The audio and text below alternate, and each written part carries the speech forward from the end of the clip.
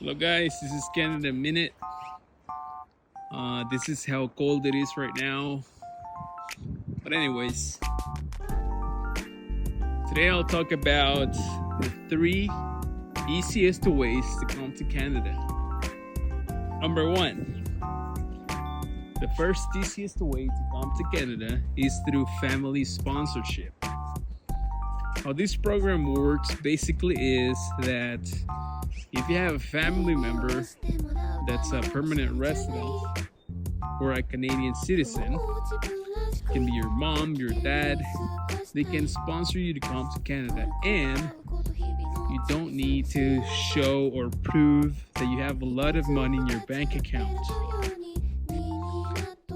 It also applies if you have a spouse that is a Canadian citizen or a Canadian permanent resident.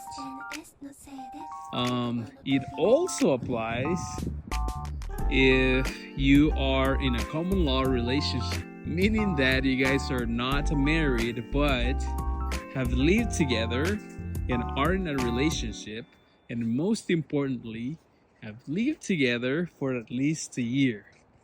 So that's through sponsorship. The second option number 2, is if you find an employer that can provide you with an LMIA, that's the Labor Market Impact Assessment. If this company has a labor market impact assessment, they can hire foreign talent to come to Canada, and you don't have to have a lot of money in your bank account to come here, because it's pretty much the employer who's bringing you here to work. And option number 3 is the Express Entry of Canada. How this program works basically is that you have to have a certain amount of qualifications for which you get points. For example, if you have high academic background, you get points for that. If you have many years of work experience, you get points for that. If you have family members that are not directly sponsoring you, you get points for that. If you find an employer that can give you a job offer, but it's not necessarily sponsoring you, you also get points for that.